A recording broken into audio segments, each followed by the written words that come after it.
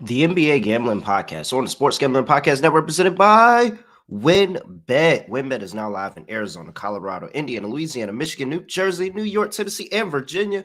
From boosted same-game parlays to live in-game odds, WinBet has what you need to win. Sign up today and bet $100. Get a $100 free bet over at sportsgamblingpodcast.com/winbet.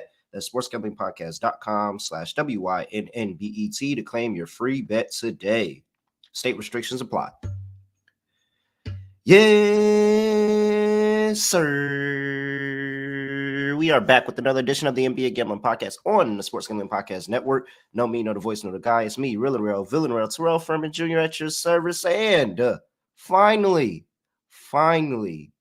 the New York Giants are back in the NFL playoffs. Sean Green. Some said we would never get here, Sean Green. But others, myself and Kramer and all of those Giants Nation, said that we had no doubt that we would get back to this spot. Daniel Jones, I must apologize. You may not be the quarterback of the future.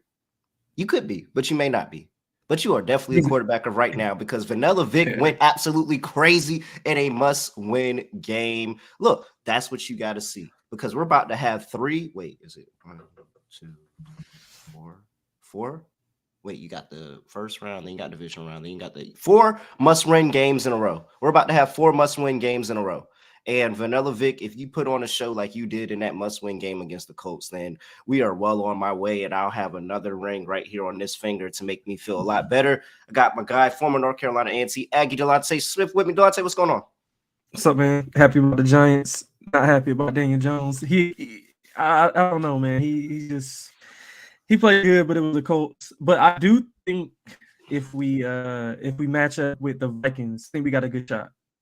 We're definitely. It's already written when they kicked that 61-yarder to win. Mm-hmm. When they kicked that 61-yarder to win, they sealed their fate. We're gonna see them in the first round, and we're gonna beat them. That is absolutely 100% the team that they do not want to see us in the first round. So I feel very bad for them, but that's what happens when you hit a fluke 61-yarder to beat us. It comes back to bite you. So payback's a bitch. Man. I'm gonna just say that payback is a bitch. We got ZZ back in the secondary, so that'll help out with some covering Justin Jefferson. But yeah, man, everything. Glad the Giants won. Just got to get Lakers on track now. That's even possible. Well, I don't know. You had some luck with that one. I will see how they do in this slate today because Lakers are playing today. We got a lot of games today. 11 game slate. Before we get into the slate, I got to talk about yesterday because a 40-minute delay in the Nuggets and Celtics game because Robert Williams just decided to destroy the rim. The true definition of Time Lord.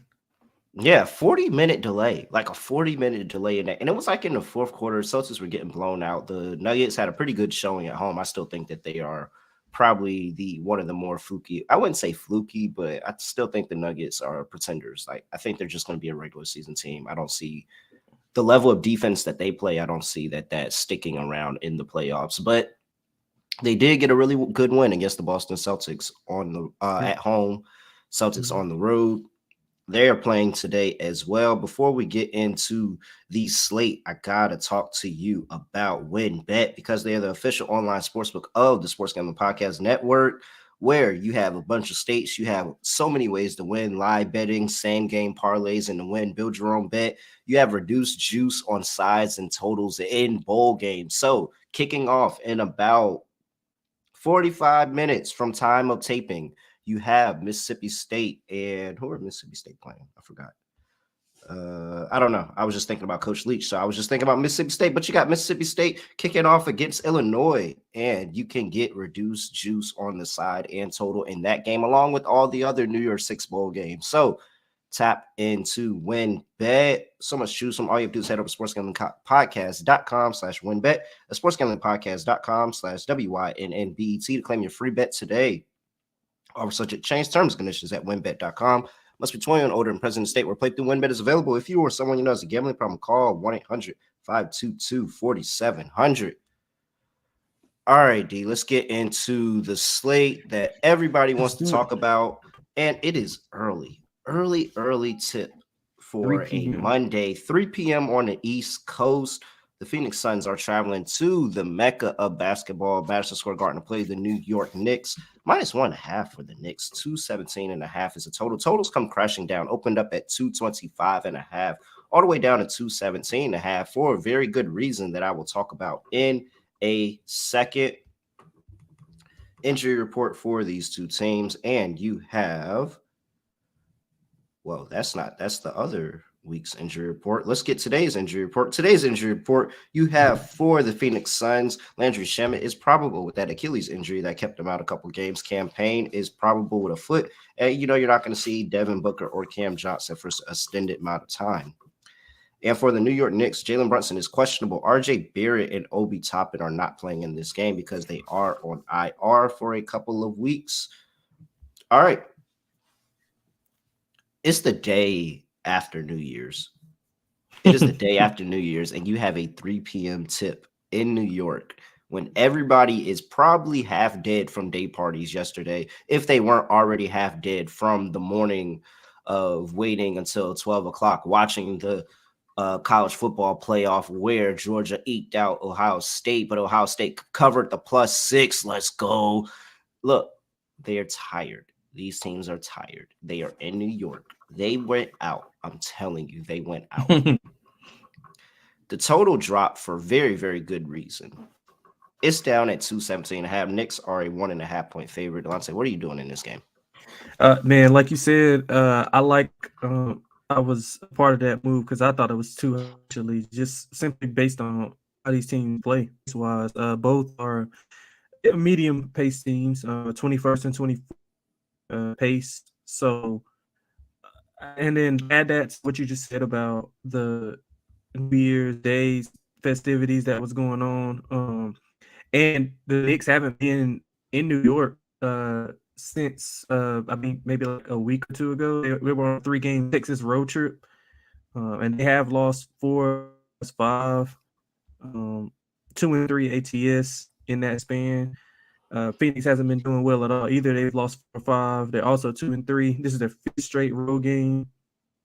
I don't see a lot of points being scored. Barrett being out, honestly, may be a blessing in disguise for the Knicks because Grimes, McBride, and some of those younger guys are getting some confidence and being able to get some some in good with Tibbs' offense because Tibbs usually doesn't play younger guys. He usually sticks to that 6-man rotation and he doesn't play as deep as he has been playing this year. But I like the Knicks here. I think Brunson's supposed to be back. If he's back, I definitely love the Knicks. Even without him, I still like them. Knicks are a physical team. Phoenix doesn't do well with physical teams. We heard it out of the coach's mouth himself a few weeks ago, and he stated that Phoenix just doesn't punch back when teams come in and punch him in the mouth. And if we know anything about the Knicks, they are going to punch you in the mouth defensively, especially. They're 4th in field goal percentage and 3-point percentage defense, so they defend really well. Chris Paul is. I don't think he's going to be able to keep up with the young guys. So I like the Knicks and the under. I also play the under in the first half versus the full game. So I like that better. Yeah. I mean, betting Knicks basketball is pretty easy for me. If I'm looking at them and I think that this is a spot that they could do well in, I'm taking them in the first half, and that's it. I'm only cutting Knicks games in the first half. If the New York Knicks played the entire season in the first half, if basketball was just played in the entire season in the first half, you would see an NBA Finals between the New York Knicks and the Los Angeles Lakers, and that sounds pretty all right to me. So I think we should actually advocate for cutting a whole half out of basketball and just play the first half because it seems like that's the only way that the Knicks and the Lakers want to show up in these games. Two teams are two of the best teams in terms of the first half. And that's how I'm going to back the Knicks in this game. I'm going to back them to the first half number. The Suns on the road, New Year's turn up. I'm pretty sure they've been in this area for a little while. I would love to think that they didn't fly out of here on New Year's Day trying to get to New York. So I would assume that they've been in the area a little while, hanging out, little drop. Dragging a little bit. This is 3 p.m. on the East Coast, and they are a West Coast team. So this is like 12 p.m. on their end. That's early. Like you're getting up and going to the arena at like 10 a.m. your time or something like that, maybe even earlier. So yeah, I think that is a very, very early for the tip for the Suns. I'm backing the Knicks in the first quarter and the first half because of that reason. But as the Knicks do in typical fashion, especially at home when somebody on the other team just decides that Michael Jordan's spirit has rushed through their veins, that they're going to go off and show off and especially bring this team back in the second half. And if I had to pick somebody on the other team for that to be today, I'm going to say Mikal Bridges. Because Mikal Bridges is a Philadelphia guy, not too long, just the train ride away. Probably if he's been in this area the entire time, hanging out with some family, probably got some people coming to the game to check him out playing in Madison Square Garden. And he hasn't had his Madison Square Garden moment. He's dropped 21 points in the Garden before, but that was about it. He hasn't had that moment. So if I had to take somebody that's probably going to have that moment today, I'd probably take Mikal Bridges just because no RJ Barrett. Probably he might get the Grimes matchup, but Grimes may stick to Chris Paul just to try to limit what Chris Paul does in terms of keeping the offense flowing. So I think Mikal Bridges has a decent day. I'll back Mikal Bridges as the Jordan player of the game this day. For the total, yeah, I'm on the under. I think this game goes under. Honestly, you're not going to find me on many overs today. To be honest, it's not going to be many overs that you find me on today. I think everybody's going to be a little bit sluggish. Let's see. Any player props you got? Yeah, I like a few. Mitchell Robinson's not out yet. The points and rebounds, but I like the points and rebounds. Phoenix is usually not that big of a force on the inside, other than Ayton. But I think that the matchup, I think he'll match up with more so Randall more than he will Mitchell Robinson. I think Mitchell Robinson have a bunch of chances at rebounds because both teams are going to be missing a lot of shots. It's going to be if we like the under, there's going to be a lot of missed shots. So a lot of opportunities for Mitchell Robinson to get him the glass. He has been playing a lot better as of late, scoring the ball as well. So I like Mitchell Robinson over points and rebounds. I don't know what it'll be, but I guess I'll tweet it out whenever it comes available because it's just not available right now. Also, another thing, Julius Randle has been killing it, 35 plus in 3 of the last 5 games. Points is high right now. I would probably mix in points, rebounds, and assists to make it a little bit better. Outside of that, I like Quentin Grimes over threes made. It's usually 1.5 2. He's went over both of those numbers 7 of the last 9 games. So that's something to look out for in a big game. So it's a standalone game. I mean, it's 3 p.m. People will be back and forth between that and the bowl game. So I like the Knicks a lot, man. I like the Knicks a lot today. Full game. I like those 2 player props: Quentin Grimes over threes made, and Mitchell Robinson points and rebounds. Although we don't have a number, I'll tweet it out whenever it becomes available. Yeah, I think I'm on the Suns full game. I'm on Knicks first half. That's probably a play that I would. Let me see what that looks like because that actually probably gets a lot of love during the Knicks games. Let me see what that play looks like. A halftime, and then another thing to go with Mitchell Robinson rebound. You can just go with his rebounds too if you don't like him to score. The Phoenix Suns, they're 30th in rim rate. They don't attempt a lot of shots at the rim or mid range. It's a lot of threes, so it's going to be a lot of short and long rebounds. Mitchell Robinson should gobble up a couple of those. So I mean, I would even sprinkle like double or something on him as well. Yeah, a lot of Mitchell Robinson love today. Let me see here. I have a halftime, full time for the Lakers. No, the Knicks, you mean? I mean, not the Lakers. Yeah, the Knicks first. Knicks first half, Suns money line. I see 5-1. So yeah, I'll sprinkle 5-1 on that because I just think that the Knicks have a pretty good track record of blowing a game at home. And for Mitchell Robinson, yeah, more Mitchell Robinson love. Mitchell Robinson has recorded more than half an assist in 9 of his last 10 games. So he's gotten an assist in 9 of the last 10. I like Mitchell Robinson. I see him for over half an assist at minus 140 for over half an assist. So I think that probably got to look for more books trying to find that, but it's probably going to be in that minus 140 range when they drop it. And that's a pretty solid play right there. Yeah. And another thing about Mitchell Robinson is he just got to get foul though. But being that the Phoenix Suns don't go to the rim a lot, that shouldn't be a problem, which is why I'm so high on him today because he will get more extended minutes without having a foul because Phoenix is not going to attack the rim. So all right, supposed to get Shemet and campaign back today. I was reading some Phoenix Suns stuff. Yeah. They're both probable for today. Yeah. So it'll give them a little boost. All right, let's see here for Oh, I might be on Landry Shamet today too. Let me see what he opens up with when they announce him in. I may be on Landry Shamet today. That sounds like a really good play. Landry Shamet. All right, let's flip back just because he played that time in Brooklyn. Like he's been around New York for a while, so Oh that yeah, might be oh yeah. somebody. There might be somebody out back today. All right, now let's get into the time where games actually are supposed to start. 7 p.m. on the East Coast, we have the New Orleans Pelicans going to play the Philadelphia 76ers. 76ers are currently laying 4. 228 is the total injury report for these two teams.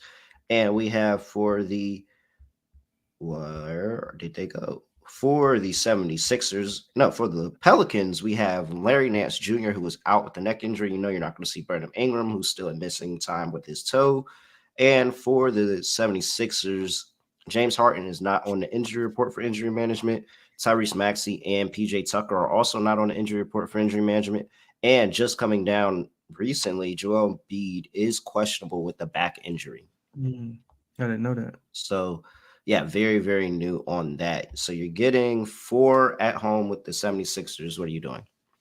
Yeah, so I didn't know that Joel news. That might be why the line moved. I laid 5 earlier, because I seen that Philly had a like nobody was on literally nobody was on the injury report when I looked earlier today. But still, I still like Philly. They got beat pretty. I think they got beat by 15. Um, a couple days ago whenever they played New Orleans. I think Maxi being back is gonna help everybody slot back into their original positions as far as what they do and how they do it. But without Embiid, it's gonna be a little bit tougher. Because that is a weakness of New Orleans. They don't defend the paint as well. They are like lower part of the league in points per game allowed. They're 30th in rim percentage defense. So Embiid being there was a big factor in my handicap. But either way, I still like New Orleans. I mean, I still like Philadelphia simply because I think that they're just a better team at home. Mhm. Now on a neutral court, then it's a little bit different story. But at home, um, I think it favors them spot wise as well. A lot of the home teams I'm gonna like today simply because of the New Year's factor. I mean, we know these guys; they're not just sitting in the house watching Mhm. film on New Year's. Unless it's the older guys, like maybe CJ McCollum will strike me as a guy who doesn't do anything for New Year's. He might be reading a book or something. So CJ's drinking a bottle of wine. So CJ yeah, got lit. CJ had a bottle of wine for sure. yeah. So I like Philly a lot here. They have somebody that's been under the radar, I guess you can say. Joel has been like killing it in December. Like he's been. I mean, if it wasn't for Luca, like he'd probably be the talk of the league right now. He's been 30 point after 30 point game. Um, and also I like to look at free throw percentage in tighter games. I mean, it's at 4 right now, so uh, down the stretch, Philly's gonna make the free throws a third in free throw percentage. I like how Harden's been playing. He hasn't been much of a scorer. He's been more in a facilitating role, and I mean, I like Harden better whenever he's facilitating because I mean, we all know he can score, but he lacks that burst that he once had when he was in Houston, and to a lesser extent whenever he was in Oklahoma City, of course. But I think that returning home from a 4 game road trip, I think that Philly takes care of business against New Orleans. Yeah, And I'm a New I Orleans, was I'm a New Orleans there. guy, man. I was there. I would have been there. The issue here for me is all right, the two teams just played 127, 116. Mhm. New Orleans. This was in New Orleans. Total went over. Joel Embiid had a great game that game. Zion had a great game that game. And I came on here fully ready to just go ahead and back Philly, and I probably still may end up backing them. Back Philly at home in this spot, kind of a revenge spot. Yes, you got the holiday factor, the travel for New Orleans, all of that. But it's also the fact that Joel Embiid popping up on the injury report this Yeah, morning man. is not Yeah, good. Like yeah. It's not. It's not. I don't think that says that he's favorable to play. Like they have him as questionable. Yeah, it's not doubtful, but I don't think that's favorable for him to play. He pops up on the injury report this morning and not, yesterday or anything else. So I mean, we'll see. If Joel Embiid plays, then yes, it's clear cut. I'm on the 76ers in this spot. But if he doesn't play, I don't know if I'm ready to fade Zion Wilson and what he's doing right now.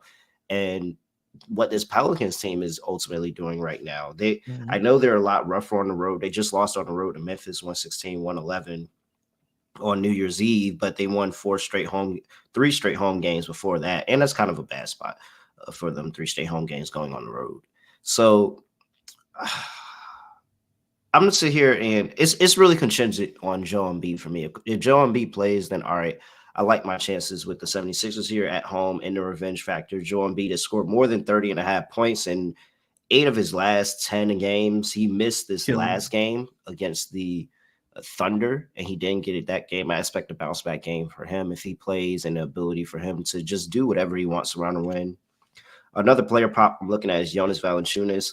His rebounds have been sitting at 8.5 for a long time. He's gotten over this number in 10 of the last 15. And I think that this is another opportunity where, especially if Joel Embiid is playing in this game, and even if he's not, he's going to have a really good opportunity just by sheer volume of being on the court. If Joel Embiid is on the court, Valanciunas is going to be on the court. You need a big body to put in front of him. And whether he may not do anything defensively, he's going to have the opportunity for rebounds. So I like Jonas Valanciunas' opportunity for a double-double in this game as well, especially if Joel Embiid plays. But I still like him if Joel Embiid doesn't play because I think he'll still get a decent amount of minutes and just not have the threat of a big body in front of him for rebounds, for easy looks at the rim. So I'm on Valanciunas today. Yeah, I don't hate that at all, especially if Embiid's not there. And if Embiid's not there, I mean they don't have a lot of rim protection anyway, and that's what you need whenever you're playing against New Orleans, a second in rim rate, which is basically, shots at the rim. Um I know we're about to hit on the total. Both teams, they do a good job in turning teams over. Both are top five in turnover percentage defense. So that's going to lead to a lot of transition. And I think New Orleans is the better transition team. Mhm. But like I mean, it all just depends on Embiid. I mean, it's kind of hard to say. That kind of shook me up whenever he popped up on the injury report. But New Orleans is one of like three teams who are top 10 in offensive and defensive rating. They're actually top 8 in Mhm. both categories. They defend the three well. Um, they don't, like I said, they don't defend the rim well, but they defend the three really, really well. They offensive rebound, which is another feather in your cap for Valanciunas, at ninth in offensive rebound percentage. Um, Without Embiid, I don't know how they muster up a lot of stuff inside. But I guess I have to stick with Philly, just thinking that Embiid plays, and I lean to the over, thinking both teams are gonna get up and down and hit some shots. Yeah, total's difficult for this one. Excuse me. Total's difficult for this one for me just because of the fact I know these are two relatively over teams, definitely an over team for the Pelicans. The Philadelphia is up and down, but they've linked to the over their past 10 games, 6-4 to the number. But at home is a different story. They're 8-11 at home Hmm. to the over, and it's because they can take the air out of the ball. They play their style of offense when they're at home. They don't really let anybody else come into their house and dictate how they play. Hmm. And they like to play a slower game. They like to play out of the half court. They like to work Joe Embiid. They like to work hard in isolation. We'll see how that looks with Maxi back in the lineup and Maxi being able to run up and down the floor a lot more now. But I am slightly concerned here. I think I'm gonna go. I might just go with over with you, but I don't like the over in this spot. I will say that. Yeah, I guess it kind of bodes well. Like if Embiid's not in, then the over has a better chance of hitting, simply because they don't have to slow down as much to feed him the ball in the Agreed. post. Um, and if Embiid is in, even if the pace is gonna be dictated pretty much by what Philly wants to do offensively. If they want to get up and down here and there in a couple possessions, but if with Joel with a bad back, I mean, how much does he want to run? How much does he play? And we all know he's had back issues for since he was at Kansas. So yeah, it's kind of hard to handicap really. With that being said, but it's just, I guess, if you like Philly, I would just wait, because if Embiid plays, the line's pretty much going to stay. I mean, it opened at 5, So I don't think it goes any higher than 5. If he doesn't play, I'm pretty sure it'll drop to 2.5, 3 with New Orleans. So you'll get a better number if you like Philly there. But I mean, I still think without Embiid that the addition of Maxey just takes some pressure off of Harden to be able to, Mm-hmm. to handle the ball. So I would look at Harden under assists. They still have him lined like Maxey's not back, and when Maxey's there, they do share ball handling duties. So Maxey will have the ball a little bit more. Harden can be a spot up shooter. So I would look at like Harden points. I think it's 20.5. I would look at his points Okay. over and his assists under. With Maxey being back in the fold. Okay. For the side, I think I'm officially going New Orleans +4 just because the Embiid factor. But if Embiid does play, I do like the 76ers in this game, and I have no problem flipping back over to them. Yeah, if Embiid's in, I'll be on. Well, I'm already on Philly. I lay 5. I didn't even know about the Embiid stuff until just now. But yeah, I'm on them. But I won't get off them. I'll just stick with it. Hoping that they're pretty good at home. 14-6 ATS at home. Mm-hmm. 7-3 ATS the last 10. Like I said, they were returning home from that 4-game road trip. So they get some good home cooking. But I mean, I don't love it as much as I did with Embiid in. But yeah, I'm still going to be on Philly. All right. Next game on the slate, we have the fake wannabe all-star in Tyrese Halliburton welcoming the Toronto Raptors into Indiana. -1.5 for the Indiana Pacers. 232.5 is the total injury report for this game. And you have a questionable tag on Precious Achiuwa and Fred VanVleet. You're not going to see Otto Porter Jr. And for Indiana, it's pretty clean for them. The only person is Daniel Tice, who we haven't seen in over a month or so. Mm-hmm. So for this game, -1.5 with Indiana. Toronto, I think I like them better as a home team. On the road this season, straight up, they are 5-12, 3-7 in their last 10. Mm-hmm. And as an underdog, 5-11, but a little bit better against the spread, 8-9 against the spread, 9-7, slow spread in this one, -1.5. Indiana's been really, really good, 22-15 on the season ATS, 12-7 at home, with 12-7 at home straight up as well, 6-3 straight up over their last as a favorite, 6-3 straight up. So I think I have to be on the Pacers in this spot. Raptors struggle on the road. I don't like seeing questionable tags on Fred VanVleet and Precious Achiuwa, even though we know Precious Achiuwa coming back from injury. So they're kind of working him into the lineup. He's going to play some games. He's going to be out some games. Fred VanVleet has an injury history, and he's had that for the better part of the past couple of years now.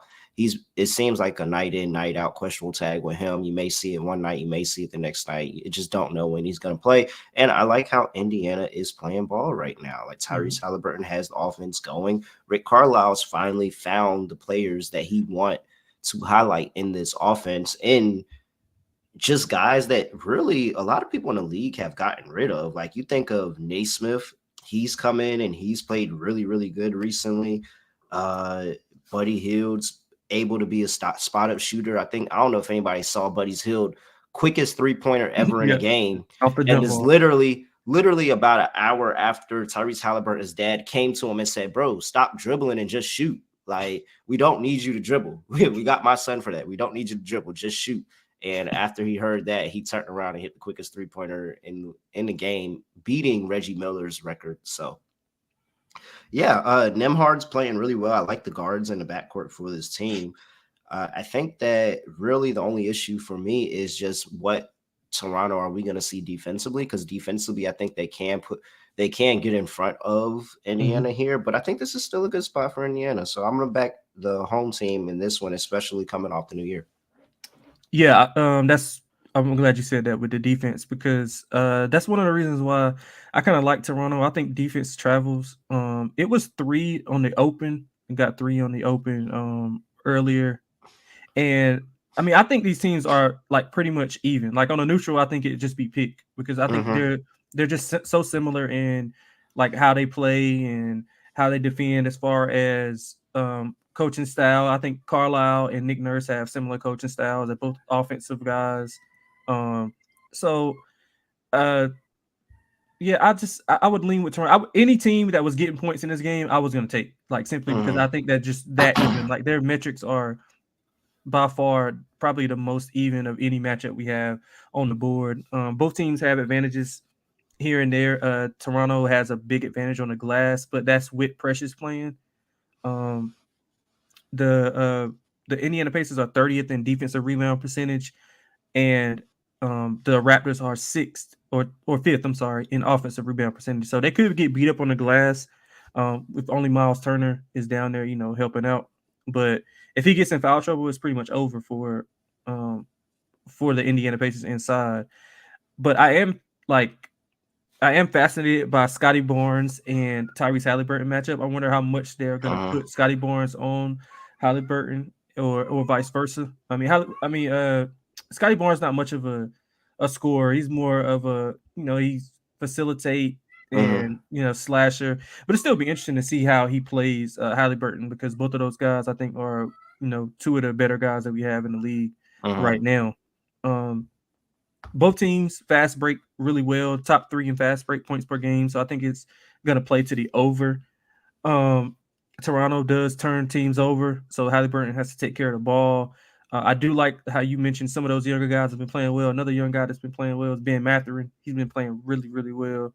But I think overall I think Toronto, just because they're getting points, I would lean to their side. Gary Trent's been shooting the ball well.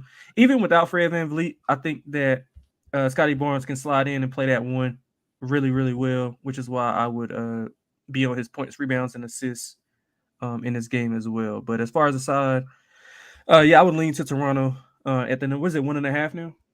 Yes, at plus 1.5 for Toronto. Yeah, I would just take him on. I would just take him on the money line instead of laying the 1.5. You can get plus money on the 1.5. Like, it should be like what, plus 105, plus 110. On the money line, you have Toronto at even money. Yeah, I would just play even money instead of the 1.5, because if they're in it, I think they're gonna win it. So, I like Toronto to win this game. One person I think that's going to go off for Toronto is Pascal Siakam, and I know you're sitting here thinking Indiana, you got Miles Turner down there. They have been really good in terms of points in the paint over the course of the season. But Pascal Siakam goes into another mode on the road, averaging 25 points at home, 28 points on the road.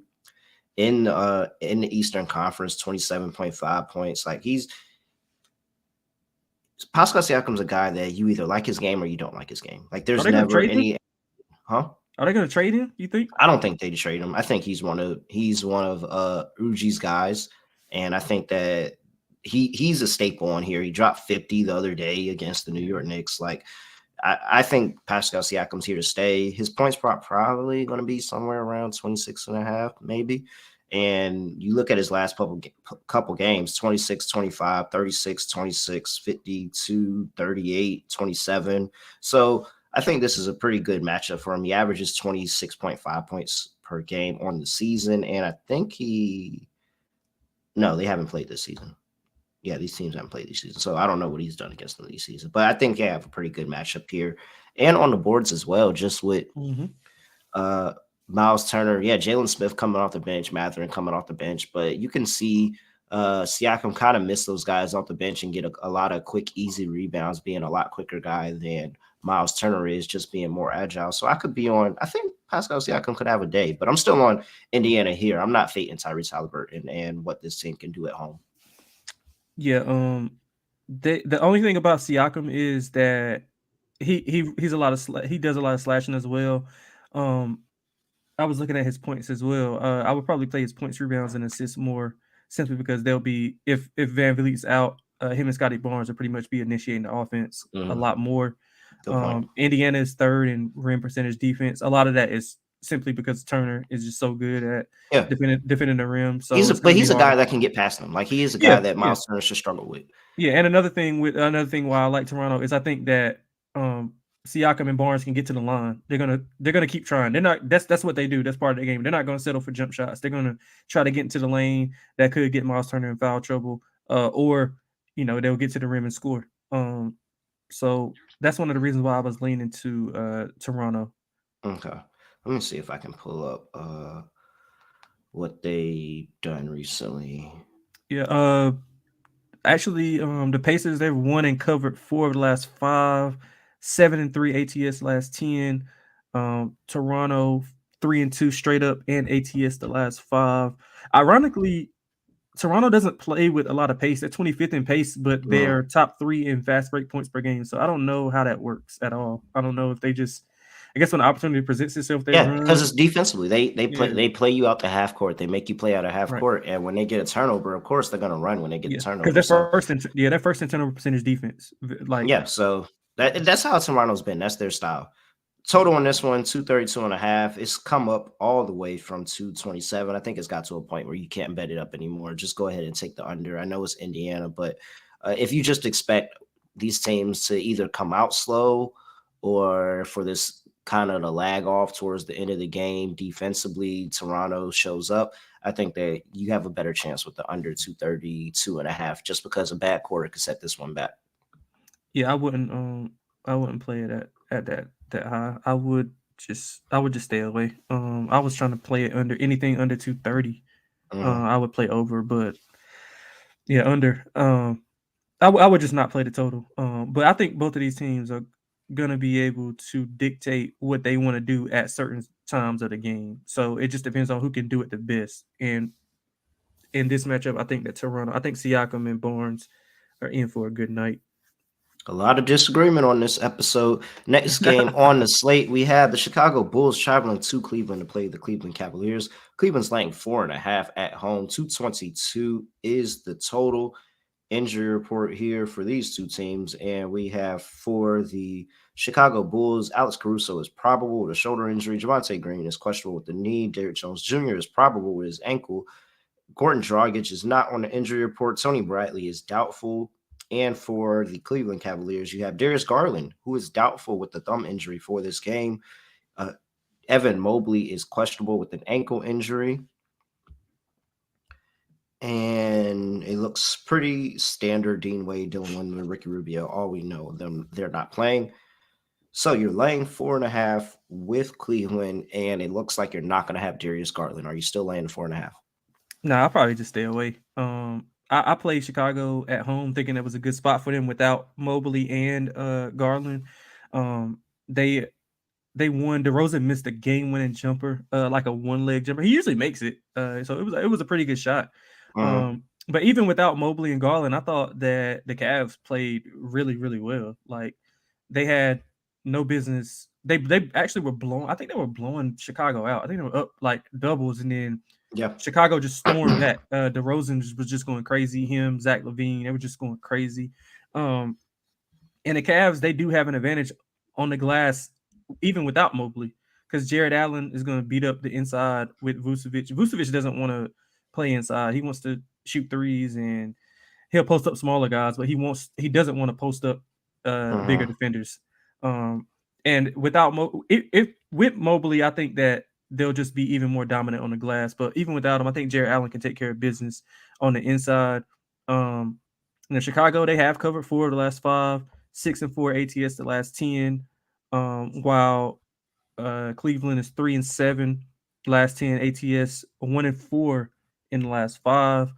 They play better at home, 13-6, 13-6-1 ATS at home. I don't have much on this game. I wouldn't play either team. Um, I just play some props in this game and probably an under. Both teams gonna slow it down, especially with. I mean, the Cavs are. They don't have many players left. I mean, you just read out the injury report. Mm-hmm. So I would just look at the total, maybe some in-game stuff, but I wouldn't. I would stay away from this game at all costs. To be honest. Yeah, I think I'm going chalk in this one. I'm just going to take the Cavs minus 4.5 with just how good the Cavs have been at home over the course of the entire season. If we're being honest, I know they've had a rough stretch in the past couple of games, 3-7 in the past couple of games, but they're still 6-4 straight up Mm-hmm. in those games. 20-9 as a favorite this season on the money line. 15-12-1 covering the number. And Chicago, I think that if Mobley plays in this game, it's going to be a difference factor. Like Evan Mobley isn't just, you know, some random guy. Like he adds to them defensively. Like all of his additions don't necessarily show up on the box score. Like he's Yep. able to get in the lane, he's able to challenge people, he's able to help decrease the amount of shot attempts that they get in the paint. And if Chicago goes in here and sleepwalks early through this game like they did last time, I don't think that they are going to have the luck that they did where they was at home and being able to come back in this game. So yeah, I think that I am on an under in this Yep. game. Give me the under 222.5. I think that Chicago has a history of sleepwalking. And so if they sleepwalk this one, I don't think that they're going to rally in the end. Again, John is talking about it in the chat. These Mm-hmm. two teams just scored 205. You talked about these two teams just scored 205 the other day. I think that this is still another game that could come under the total, especially if Evan Mobley does play in the lineup. So, uh, Yeah, if Mobley plays, I would probably lean to. I think if Mobley plays, it's short. Like at 4.5, it's probably too short because what Evan Mobley does defensively is probably some of the best in the NBA. Like at such a young age, he rarely makes mistakes. He alters mhm. shots. He can switch off pick and rolls. He can play drop coverage. He can blitz. He is incredible defensively, and I've seen him a lot at USC. I mean USC basketball fans, so or football fans. So, but I still root for them in basketball as well. And when he was there, he did the same exact thing. Like he was just mature beyond his years. Yeah, And with him, I think that they dominate the glass because I mean, other than Vucevic, who's going to rebound? So yeah. I'll be on Jared Allen props, rebounds and points props, um, along with Mobley if he's available. Because And that Mobley, pushes Kevin Love back to the bench. So yep, Kevin Love yep, adding more depth into yep, this team. So yep. yeah, I'm all over the Cavs today.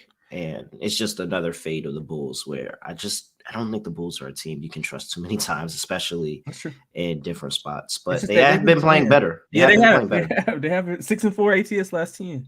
Ever So, since I said we're not touching Chicago anymore, they actually turned it oh, around. I was So with you. I was with you. We said that about Chicago and Washington, and they both just went on this little streak in covering games. and we got over money coming in on that total. So sharps are on the over. I'm gonna fade the sharps. I think I just would. I'd be interested to see, especially if Evan Mobley plays in this game.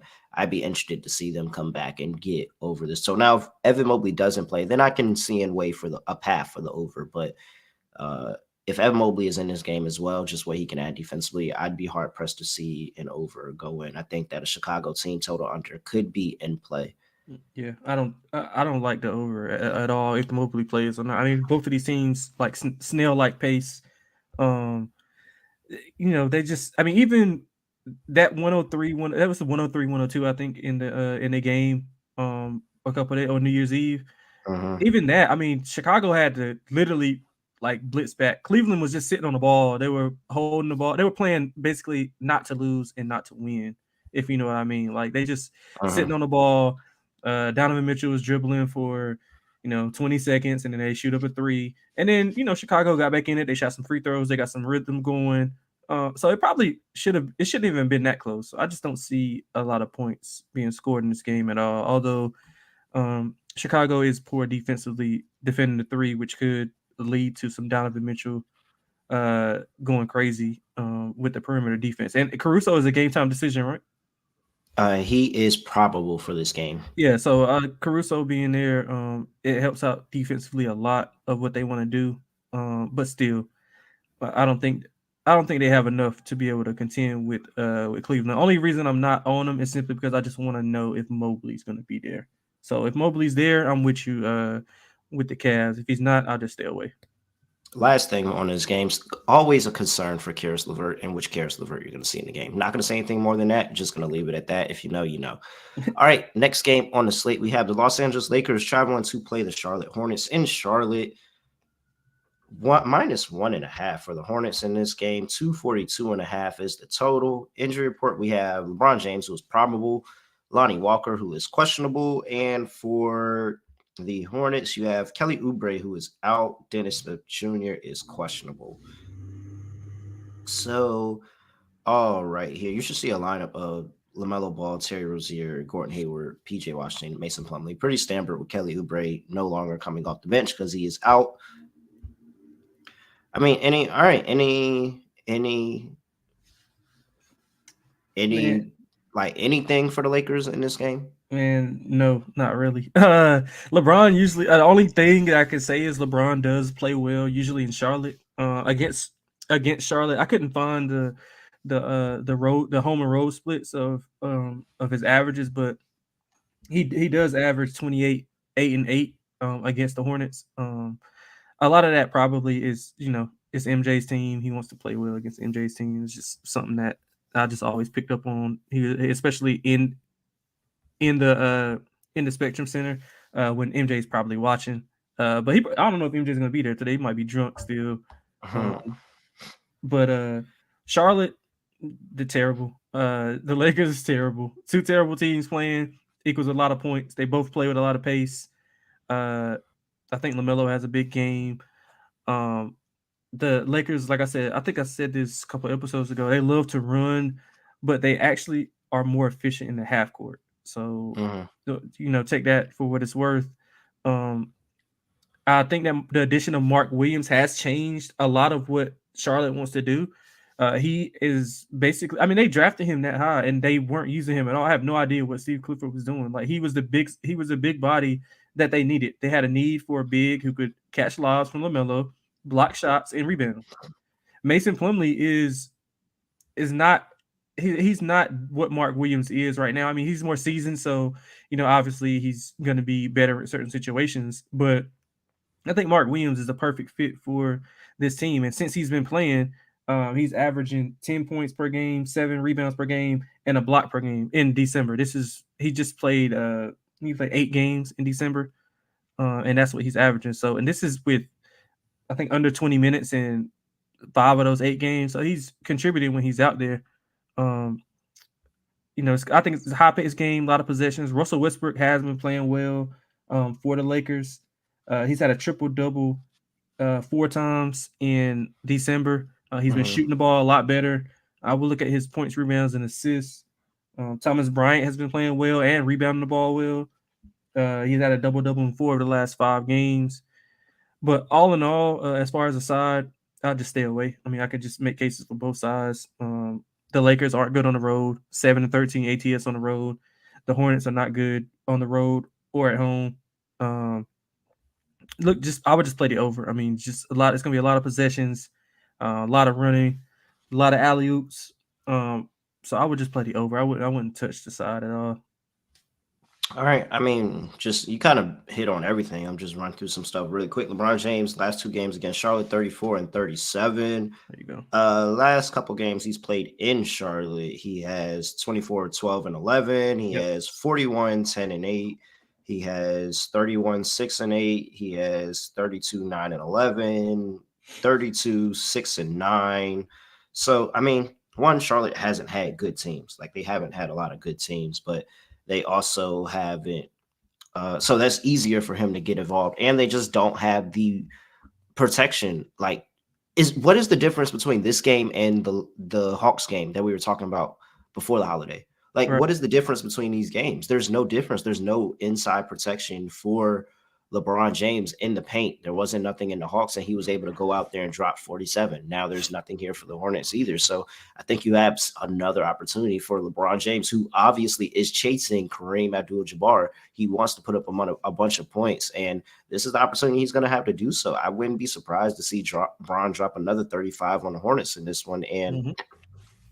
I mean, I guess they're liable to win the game. I don't know. The Lakers lose games like this. Like, this is games that they should be winning. They should be padding their record, trying to secure a playoff spot, but they lose games like this. So They I, do. I truly understand if nobody wants to play the side, Yeah. but we'll see. As far as the total, it's come up 10 points, and a total that's come up 10 points from opening at 232 and a half. I'm not there. You're not going to get me. They opened it at 232 for a reason, because you have these two teams. Why would you not just open it up at 240? Yeah. And John is talking about it in the chat. He just looked it up, and they scored 264 last time they played right before Christmas. Why would you not? Why would you not open this up at 240?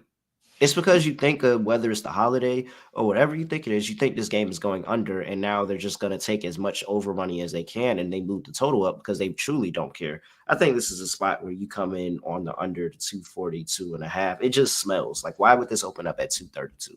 Yeah. I don't understand. Yeah. I wouldn't play it at Well, I wouldn't play it at that big number. 230, 235 would be probably the max I would play it at. If you do like the over, and it's got out of control right now, both teams do play at a slower pace in the first quarter. They're bottom five in first quarter points per game. So if you could look in game, basically it could be a lower scoring game. It could be like 12 to 9, 6, 7 minutes in. You can look to play the over, and then you probably could get a better number on that. Just something to look at, and something that the Lakers do well is finish at the rim. But I think like if Mark Williams is implemented more, like Steve Clifford has been doing, he does a good job at rim protecting. He's had 2+ blocks in 2 games, so I think he'll be able to dictate some of the things that's going on. The more that I'm talking about this, the more I like Charlotte actually. But a couple of props I like. I don't know if did you like any props before I went? I mean, I'm just LeBron James. It's Oh, just okay, LeBron cool. James. He Yeah. dominates this team. He's chasing the scoring record. It's currently sitting at 31 and a half. I still think it's too low. I'm on LeBron James and probably LaMelo Ball props because LaMelo gets up for playing superstars on the other side of the court. Yep, 23-8 last game in LA. LaMelo was one of my favorite bets of the day actually. The Lakers give up the fourth most points, rebounds, and assists to opposing point guards. LaMelo's points, rebounds, and assists is 38 and a half. He's went over this number 7 of the last 8 games, and he plays better at home. He went over that whenever he was in LA. That's where he's from. He's gonna get up, play that game. So I like LaMelo a lot. Gordon Hayward under 14 and a half points. He's been getting 30+ minutes, and he hasn't went over this number.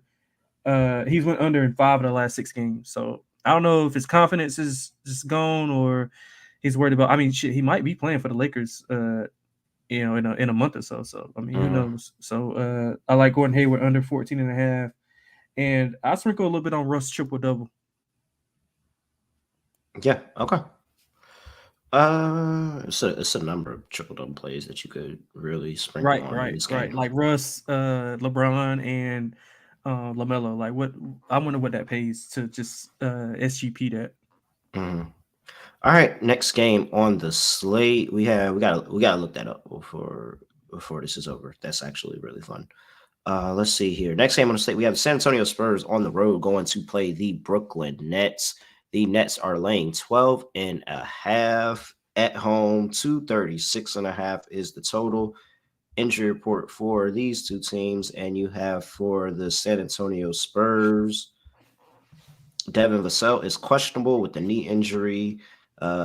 Base Stop is out with an illness. And for the Brooklyn Nets, you have Joe Harris, who is probable. So pretty healthy on the net side of the ball.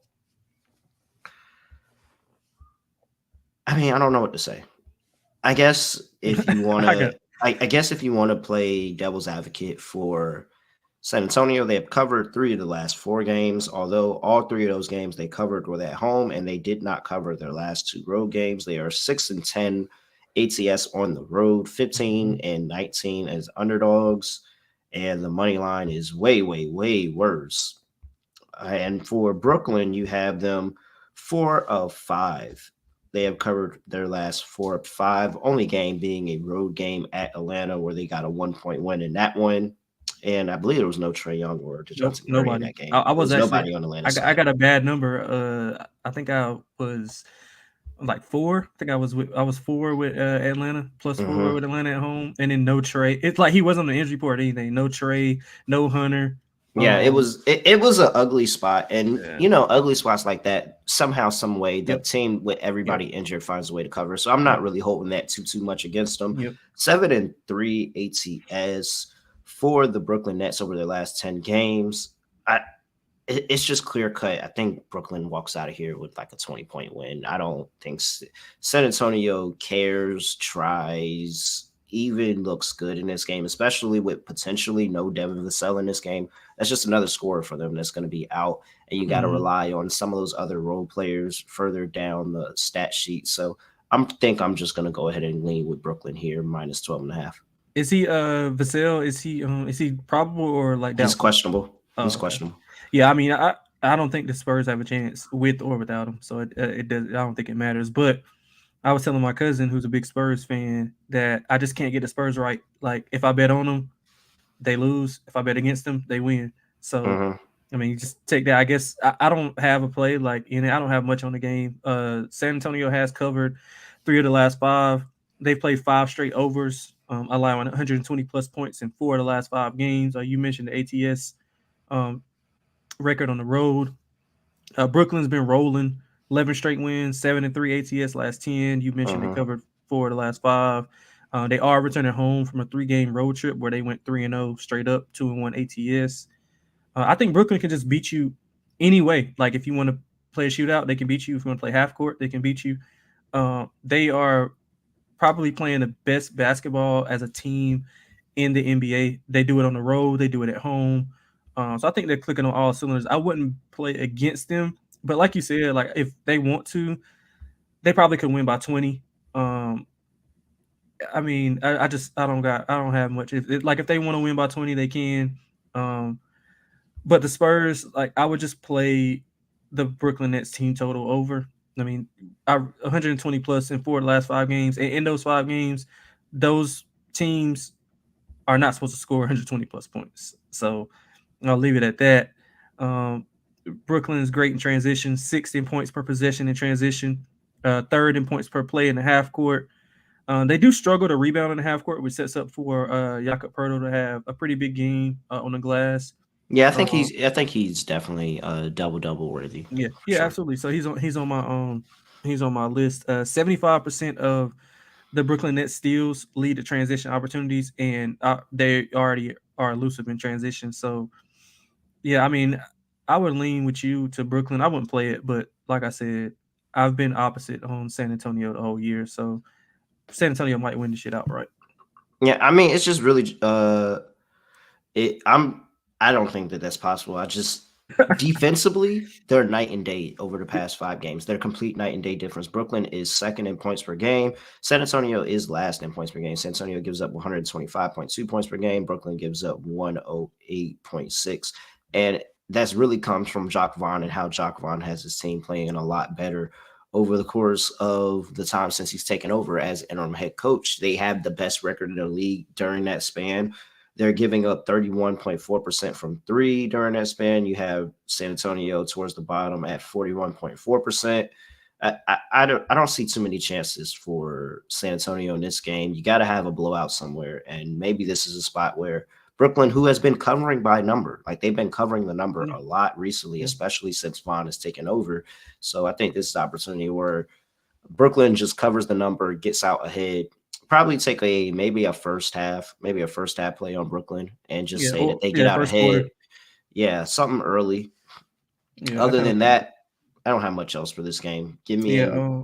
Give me an under on the 236.5, just because I don't think San Antonio comes in. This is probably one of those games where San Antonio just doesn't look like they're trying and they just go ahead and tank the game. Like Man, I'm we've telling seen you, them have those games on the road where they go out and score 70, 80 points, and this is supposed to be an NBA team. So man, I'll have that same conviction that you have, and then they'll come out and just play like they'll just go crazy.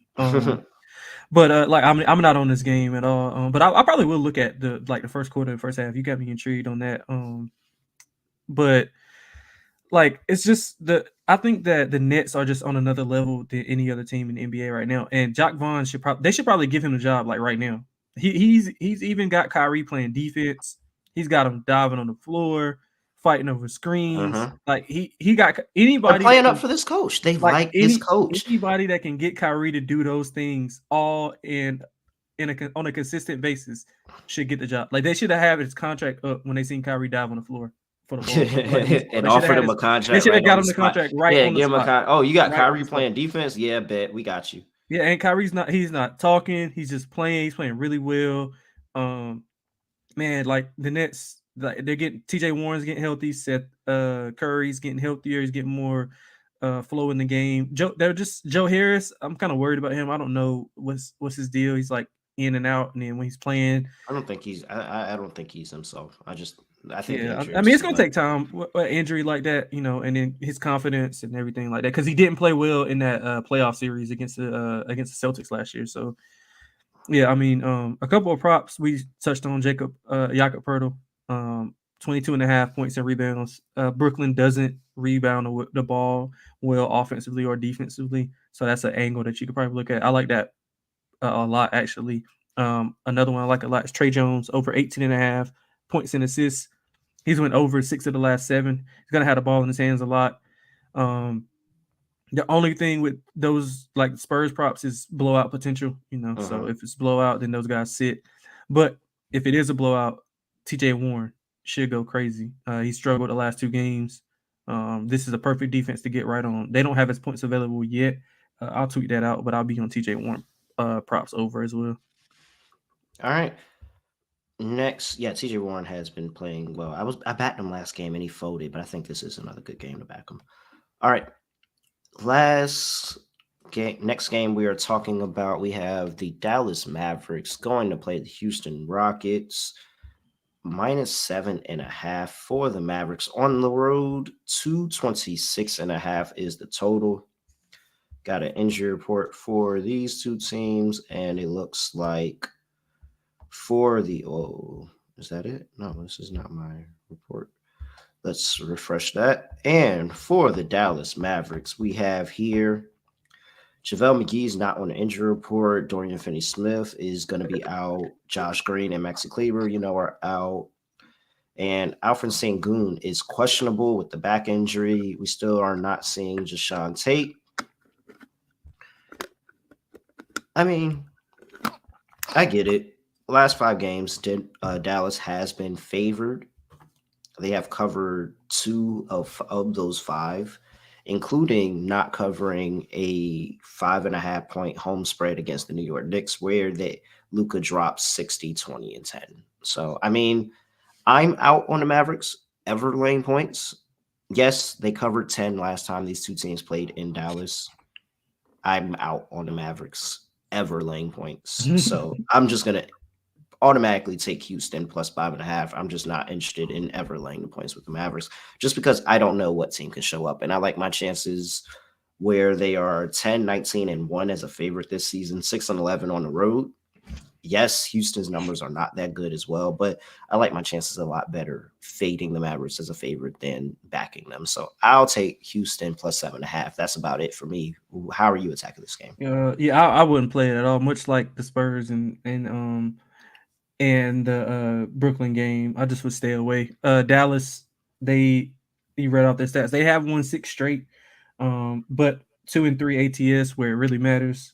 4 of the last 5. Yeah, I don't blame you. I don't blame anybody that wants to back Dallas. That's no. I'm not going to back Luka. Dallas. No, yeah, no. I don't blame. No, not you. I'm just saying, like in the chat, he was like, "Can't fade Luka on this run." No, do not fade Luka. Back Luka. I will 100% back Luka. Luka dropped 60, 20, and 10. What was that, a week ago? Yes. No, I'm perfectly fine. I cannot back them as a team because in that same game, he dropped 20, 60, and 10. They didn't cover 5.5. Yeah. Like that's disgusting work. That is nasty. They're a fraud team. They're the Minnesota Vikings of the NBA. That's what they are. Minnesota Vikings of the NBA. Luka in December, 35, 9, and 9 in 15 games. Like he had like 3 triple doubles. He had a 60-point triple double. This is the 3rd time that these teams have been playing in the last 10 days. So some familiarity between the two. I mean, obviously it's not a long travel at all. They probably took Moonoff's jet from Dallas to Houston. But like you said, like I can't lay anything with Dallas, like at home or on the road, especially on the road. Rockets, they're not good, but they fight. So I would lean to the 7.5. The last game, the Mavs won 129-114. The total closed at 223.5. I would look at the over. I wouldn't play the side at all. But I wouldn't be surprised if Houston won. I mean, Dallas isn't good at going like pace wise, going up and down. They've got a lot of their points, simply being efficient in the half court when Luka pick and rolls, and when Luka's going crazy like that, and they're sending double, they're like blitzing him. I mean, Tim Hardaway Jr., Spencer Dinwiddie, those guys are getting open shots, and they, for the most part, they've been hitting them in this streak. So I look at it over. I wouldn't play the side. I mean, I would lean to the Rockets simply because somebody just pointed out in the chat, the Rockets do play better at home. They got some familiarity, so they're going to be comfortable. They're not going to be, scared to play Luka or anything like that. But I wouldn't play it with my money. But if I had to, I'd be with you on the Rockets plus 7.5. The Mavericks, they don't cover.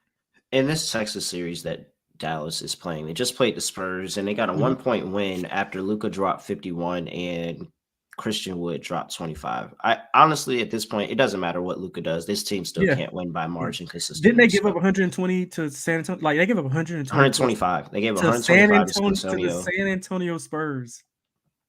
So yeah, I'm pretty good on backing the Mavericks as a favorite. That's probably I'm perfectly fine not doing that. Yeah, I'm not. I wouldn't do it either. Total sitting at 226 and a half, come down from 228. Yeah, this is another New Year's under. I'm gonna just back. I know the Mavericks have been getting to the number and getting over the number Mhm. consistently over the course of the season, but slow pace of play for them. Houston doesn't feel inclined to run at all. They probably should. They don't feel inclined to run at all. So I will back an under in this one, under 226 and a half. Yeah, I don't know. Some like I'm with you with like I can go either way, so I probably wouldn't play it. I can see it under slow pace with Dallas just running a lot of that shot clock, running a lot of pick and rolls with Luca. Houston, I don't get why they should just run like they should just play like AAU style. Like they got a lot of young guys. They're not good in the half court. Why don't they just grab the ball off the rim and just run every chance they get? I don't get it. I'm a Silas guy, and I keep trying to back him, but he keeps doing things that make me scratch my head and say, Yeah, why is this Houston team not slightly better than they are right now? I I'm don't just get not it. seeing the growth that Houston probably should be having. I'm not seeing that growth in that team. It looks like they do the same thing every single year. Yeah, I don't get it. But with that being said, I like Jalen Green over 22.5 points. He's went over 4 of the last 5. He's gonna get a lot of opportunity. I think Sangoon is doubtful if I'm not mistaken.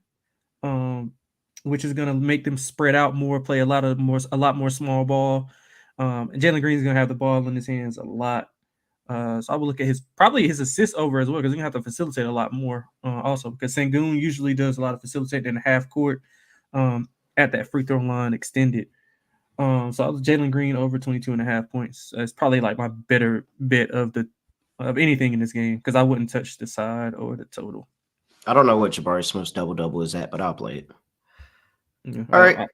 Next game on the slate, we have the Denver Nuggets going to play the Minnesota Timberwolves. -2 for the Nuggets on the road, coming off a back-to-back as well. They just played the Boston Celtics last night.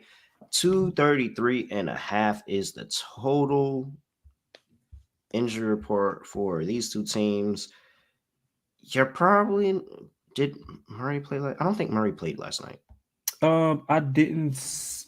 I don't think Murray played I last didn't night. see. He didn't play last night. Murray didn't play last night, so potentially you could see him on this half of the back-to-back.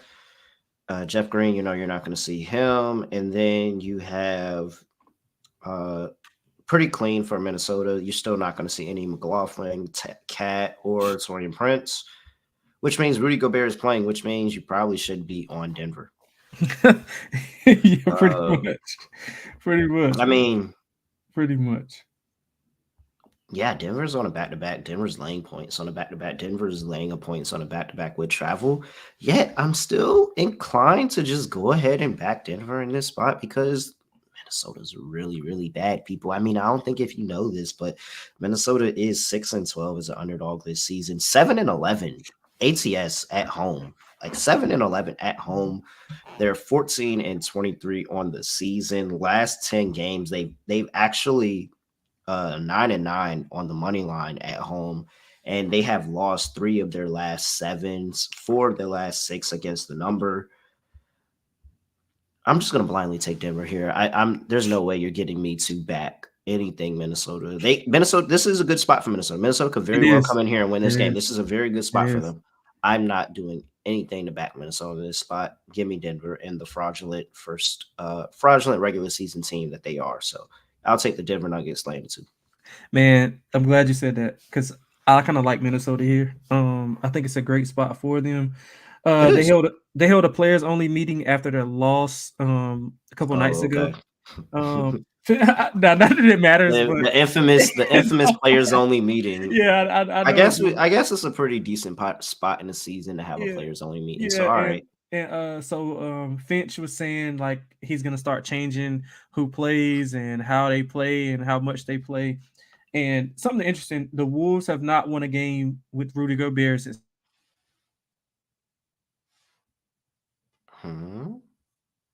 Am I here and is Delonte just gone? Or how did that work? Somebody in the comments tell me if I'm the one that's messed up or is it him the one that's messed up?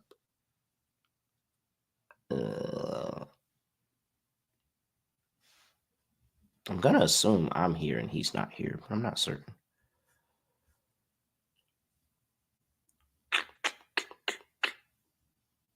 Yeah, I'm good. He's not. All right, great. Appreciate it. So he's gone. All right. I don't know what happened to him. He's going to do a lot of stuff and tell you a bunch of numbers, and he's going to tell you that he likes Minnesota. I understand it and I agree. This is a perfect spot for Minnesota in this game. I promise you, it really, really is. I'm not doing it. I'm not telling you to bet Minnesota. Minnesota is going to get the Boston Celtics treatment from me. I'm not going to tell you to do it. So if you want to do it, by all means, don't have to bet every game. This is one game I'm definitely not going to bet. Totals at 233.5. I'm going to take the under. Minnesota has been a pretty decent team to the number.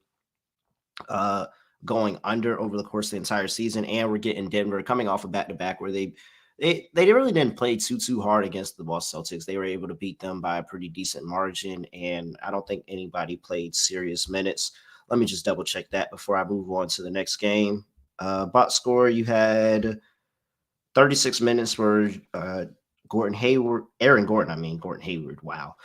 Aaron Gordon, you had 36 minutes, 32 for Michael Porter, 32 for Jokic, 30 for Bruce Brown, 29 for KCP. So pretty decent minutes there. Yeah, I'll take the under.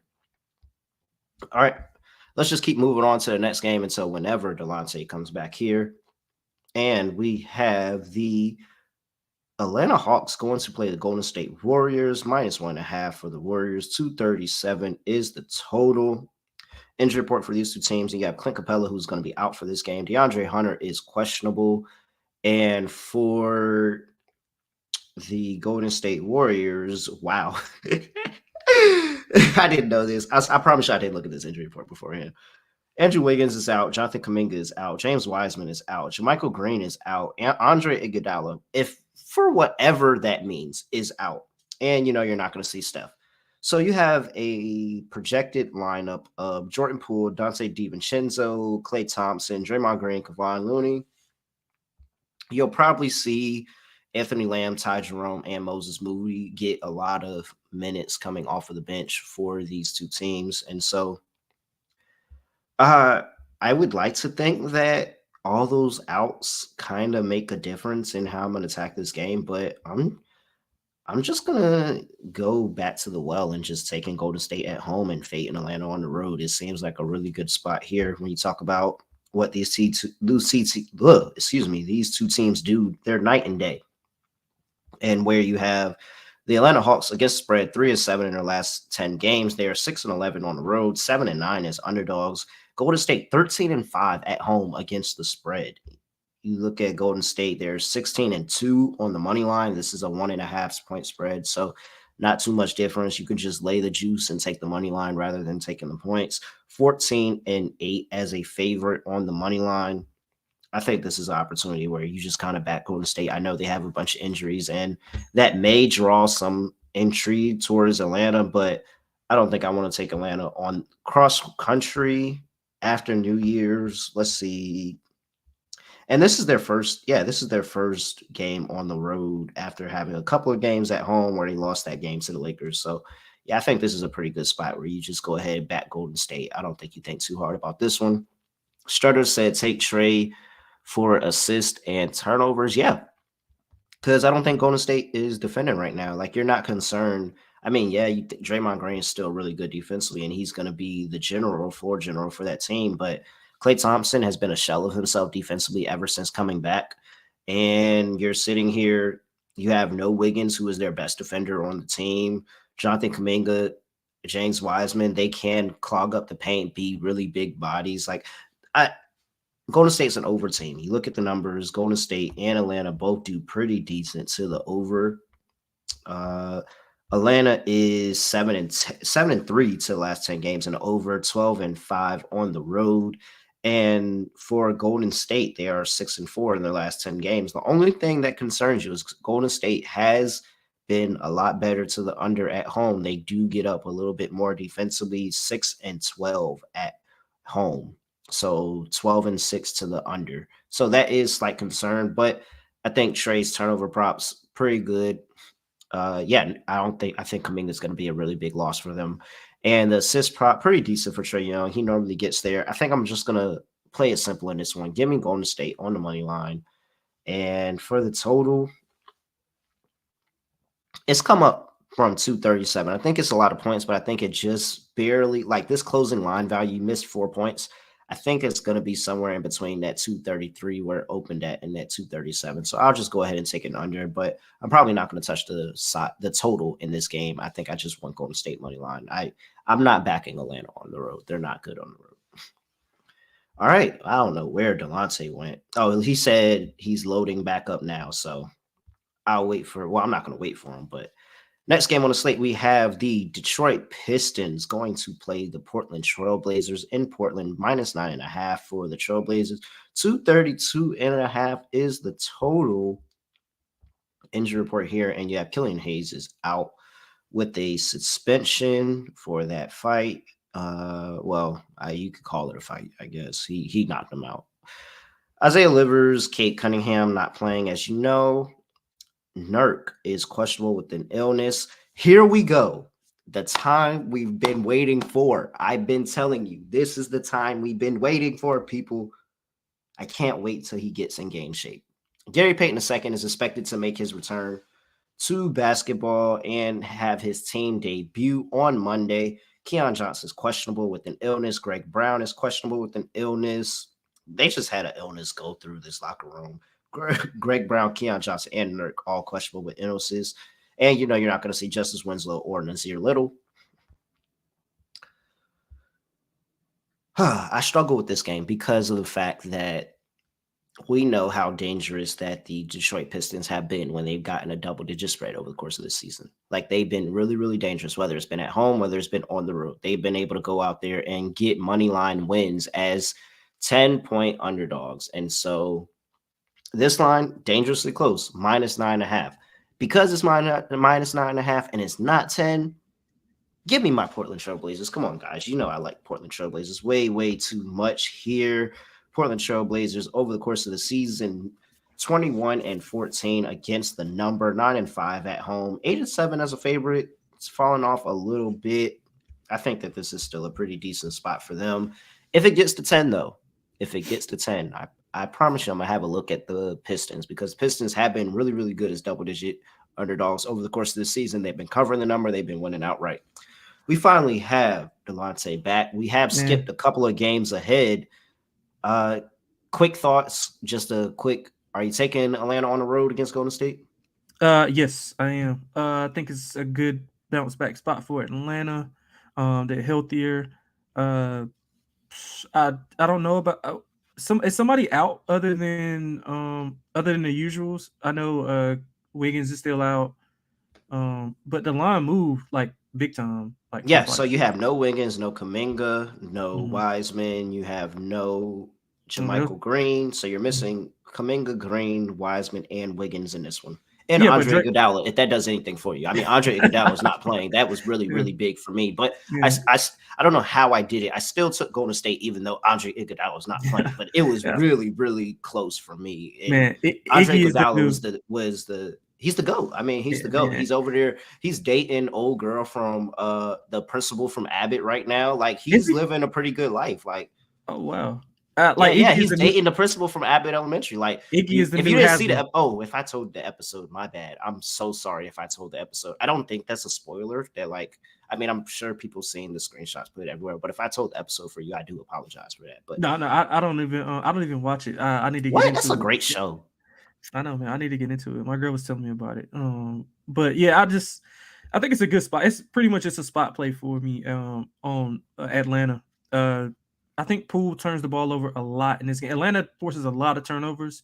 They're top 5 in turnover percentage defense. So Poole's going to be getting a lot of DeJounte Murray. I think it's a big DeJounte Murray game. Other than if Draymond, Clay, and Poole are playing, I don't get why. I don't think those other guys move the needle. I mean, Iguodala, if he's healthy, he does, point and a half, 2 points. But The bench for Golden State's just been really good. yeah, Switching gears, back over to the game we're talking about. Mhm. Pistons and Portland. Portland's laying 9.5. What are you doing? Smash spot Portland. I think Portland's gonna blow them out like 15, 20 plus. They've been like horrible as of late. I don't think anybody has failed more metric wise than the Portland Trailblazers. They started off really, really hot. They were top 5 in offensive and defensive rating, and now they're like mid level, like 17, 18 in Mm-hmm. both of those metrics. They haven't been shooting the ball well as of late. They're 1-4 straight up in ATS last 5. I Mm-hmm. think this is a perfect spot for Portland to get right. I look for a lot of threes from Dame, a lot of threes from Simons. The Jeremy Grant return, or I guess I don't know if it's a revenge game because they traded him, but I think Jeremy Grant has a big game as well. So I look for the Portland Big Three to have great games. I'm more so looking at Simons to go over and Jeremy Grant points, rebounds, and assists than anything. I think Simons is at 22 and a half, and I'll have to get Jeremy Grant's. If you want to, I don't know if you already gave your thoughts on the game, but I'll look up that real Yeah. quick. Yeah, I'm on Portland. Those are my guys. I'm not fading them right now. And hopefully Gary Payton II adds something to the team. It looks, pretty decent after not He's decent back. the first half of the season. He's back. I didn't know he was Yeah, back. yeah, he's back. So this is his Oh, first okay. game back. Oh So he man, may yeah, be yeah, yeah. limited minutes, may be rusty, Oh but yeah. he should be a nice little spark. And I said it, if it gets to 10, then I may have a look at Detroit because Detroit has been really good against the number when getting double digits. They are I believe they are 6, 7, 8. I think they're 8-2. I believe they are 8-2 when they're getting 8-3. Yeah, Uh, Detroit. They've been playing a lot better. I mean, the suspensions are still in force, right? so For you get Hayes. Killian Hayes. So Killian Mhm. Hayes is the only one that is still suspended for this Okay. game. I Yeah, but believe this is his last game. okay, cool. Yeah, so I still Nine like. and 9-4 is Detroit over the course of the season when getting double digits or more. 9-4 ATS. Yeah, I still like Portland by doubles in this game. And I didn't know Peyton was coming back, but I definitely like him. He's gonna get him a jolt defensively, and he's probably gonna catch a few lobs as well. I think now is the time that you buy in stock on this Portland team. Yep. If you Yep. want a future on them to make the finals, for them to make the Western Conference Finals, I think now is the time that you get in on a spot for Portland. We have David asking about Bojan's over points. Yeah, I can't fade Bojan. He's Yeah, been can't. good, He's the and only person. but I like him. I like him against these Western Conference teams because he's played them so much over this time. I've said it that when he's Oh come yeah, over to Utah. Detroit, Yeah. I take them every time he's played the Western Conference Mhm. because he knows those teams. He's played those teams well. He's used to playing those teams 4 times a year. So yeah, I like my chances with Bojan getting his points prop is probably at 20.5 or something like that. I like Yeah. his chances of getting over 20. Yeah. I like. I'm with you on that as well. Yeah. But yeah, it's an important smash spot. I would. The Pistons have been playing well though. Like they've been going up in like metric wise, but dang, my man Big Winner in the chat don't like not Big Winner. I mean Lucky Day. He don't like our Portland boys, man. Said they're a Yeah, fraud. no, Portland's definitely been up and down at different points, but I just think it, like I said, I thought that they were playing really good basketball, and their best defender is not back and not in game shape yet. So I think by the time you got to think basketball and future bets are like the stock market. You buy them when they're low and you sell them when they're high. This is probably the lowest Portland's going to be for the rest of the season. Mhm. That is my matter of fact. That is my prediction. This is the lowest Portland's going to be for the rest of the season. It's only up from here. What do you think about Shaden Sharp? I think he's all right. I think he's all right. I think he's good. I think he just needs he's probably one of those guys that's more of a volume guy and needs to be in a starting lineup to have more of an impact. But he does pretty decently for them off the bench right now. Yeah, and he hadn't played basketball in like a year and a half. He didn't play at Kentucky, so yeah, Yeah. he's still got to get in the groove with things. Yeah, I think he'll be a good addition later in the season yeah, and of course longer through his career. yeah. Okay. All right. Next game on the slate, we have the Miami Heat going to play the Los Angeles Clippers in LA. -2.5 for the Clippers. 219.5 is the total. injury report for this game, and we have the Miami Heat. Jimmy Butler is probable. Caleb Martin is questionable. Gabe Vincent is questionable. Duncan Robinson is questionable. Lordy, the Heat just make you do this all the time. Dwayne Dedman is out. Nikola Jovic is questionable. No, he's out. Nikola's out, and Udonis Haslam is questionable. And for the Clippers, Nick Batum is questionable. So 2.5 with the Clippers at home. What are you doing? Yeah, I'll lay it with the Clippers. They are to me the better team, um, both offensively and defensively. They're returning home from a 5-game road stretch where they went 3-2 ATS. They're 7-3 ATS the last 10. And the big thing that I'm liking with the Clippers is that Kawhi and PG are actually playing. Like, I want to say maybe it was a 1 game in between, but I want to say Kawhi has played in the last like 3 games, if I'm not mistaken. So, I mean, hey, you got to take with Kawhi, you got to take the baby steps, like, and appreciate them because he will sit out for long stretches of time. So, I like the Clippers going forward. I got a couple futures on them going forward for the Western Conference and the All Western right. Conference, Good luck with that. the division. Man, because if they, their peak and their ceiling is a lot higher than pretty much any other team, I think, with those two guys on the team. It's just that they haven't played together. History shows that they're not going to be healthy enough to do anything. But I'll take my chances with them. I don't think Miami's very good on the road at all. They have been playing well as of late, 3-2 ATS and straight up the last 5. Um, they're 8-9-1 ATS on the road, so not terrible, but overall they just don't cover a lot of numbers. So I like the Clippers in a slow down, grind out spot, half court game. Um, I'm not gonna make you take Bam over with me, but I might be on Bam as well. Yeah. I'm not touching Bam. For me in this game, I'm taking the Miami Heat just because of just track record. This team normally does pretty well to the number going West Coast. I like the Miami Heat when I'm getting them as a dog, and especially as a road dog. They're 1-1 in this trip with Denver and Utah recently, but uh, that Denver game, they missed it by the hook. So they almost covered that game. They missed it by the hook. Utah, they were catching points with Utah. So, of course, they were going to win. Like, that was guaranteed. I think this will be a really good challenge for them. But LA series here, playing Lakers next. I like Miami's chances here, catching points against the Clippers. And for the total sitting at, where is it at? 219.5. Yeah, it's the Clippers and it's Miami. I'm going under. It's pretty easy for me. Yeah, I see.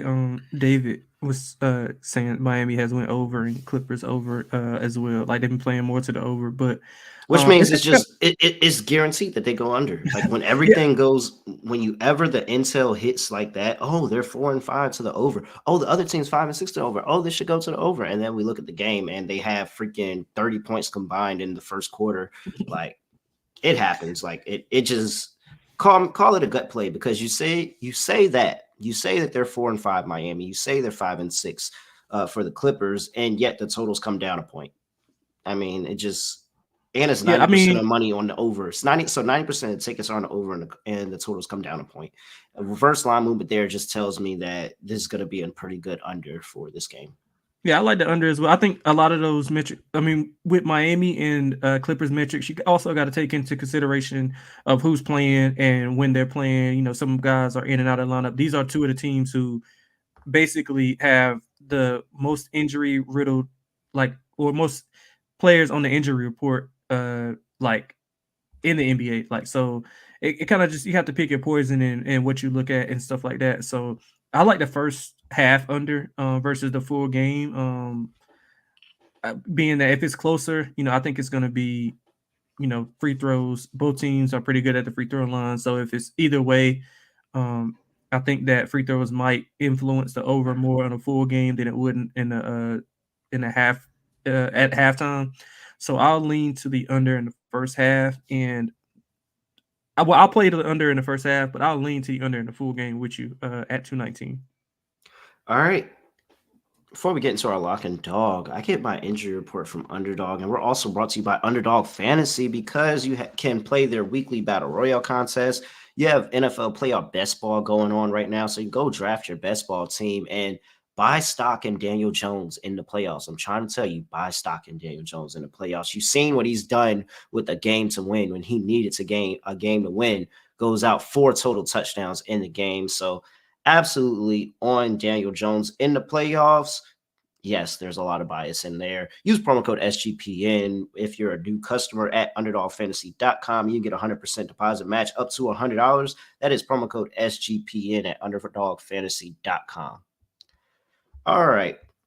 That Let's go ahead. My bad. Yeah. Before you go, I just want to the half. The first half is 112.5 in that Miami Clippers game. So I'll just go under that. I didn't give out a number. Okay. And lock and dog, what are you doing, sir?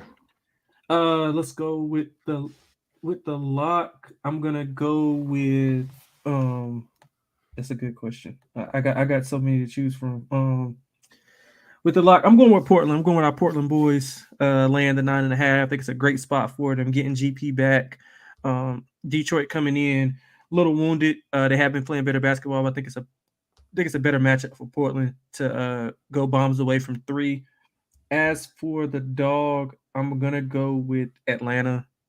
I actually fought with Atlanta and Minnesota, believe it or not. I know I got cut off during the Minnesota talk, but I think it's a good spot for Minnesota. But I think I like Atlanta a lot more with what they have than what Minnesota has matchup wise. So I go with Atlanta for the dog and Portland for the lock. All right. Let's see here. For my lock, let's go to. Why is everybody trying to call me knowing I have a show going on? Like, you can literally see me on YouTube doing a show, and everybody's just bypassing my do not disturb trying to call me. All right, let's see here. For my lock, it's not really. I really don't want to bet too many sides today coming off of the new year. Let's go back to that under just recency bias and its reverse line movement. Give me the under in the Clippers, Miami Heat under 219.5. And for my dog, let's see. And when in doubt, just fade Dallas. So give me Houston plus 230 on the money line. It's pretty decent for me. Oh, yeah. All right. That's a good day. All right, people. Player prop lock. Okay, we can do a prayer. We're really over time. I'm about to get cussed out. But a prayer prop lock. LeBron James over points. He kills his team. Let's just go ahead and back LeBron James. LaMelo points, rebounds, and assists. All right. We talked about it earlier. There you go. You got a little same game parlay you can do in that Lakers and Hornets game. Everybody, thank you for the time. I know we went completely over and overtime in this one, but appreciate you and dealing with us technical difficulties. If you haven't already, make sure you check out us on YouTube, subscribe, comment, like everything on YouTube. Leave us a review on Spotify. Leave us a review on Apple. Make sure you do that. Other than that, I mean, I really don't have anything else to say. Nothing else to do. Happy New Year, everybody. Yep, Happy New Year. New Year, new me. Keep it going. That's it for this podcast. I mean, you're looking for some cool outro. I really don't have a cool outro. I'm just going to say this. We are out of here.